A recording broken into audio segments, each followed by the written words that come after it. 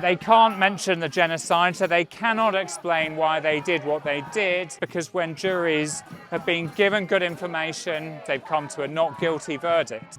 We're just outside Woolwich Crown Court. It's the two-day hearing on what legal defences the Filton 18 will be allowed to argue at trial, accused of trying to dismantle the machinery of genocide after an action last year that involved breaking into the factory of Elbit Systems, the main supplier of genocidal weaponry to the Israeli government. Some of them have been held on remand, as in prison without trial, since their arrest in August last year, the arrest since November.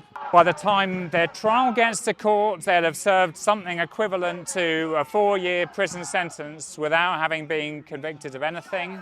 And based on what's happened in previous hearings, we're expecting the judge to remove all legal defences from them so that they can't mention the genocide, so they cannot explain why they did what they did, because when juries have been given good information, they've come to a not guilty verdict.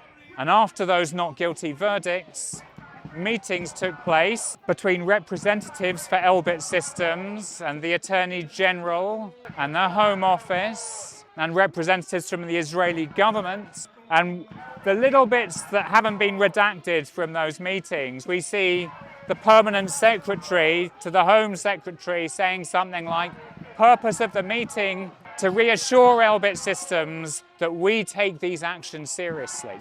And following meetings like that, there's been a move to remove all legal defences, because if the jury only hear one side of the story, they're going to convict. This is what's going on in a country that claims to be a champion of human rights, democracy and the rule of law, because this is an assault on all of those things, even before we talk about the proposed proscription of Palestine Action that's being presented by Yvette Cooper today.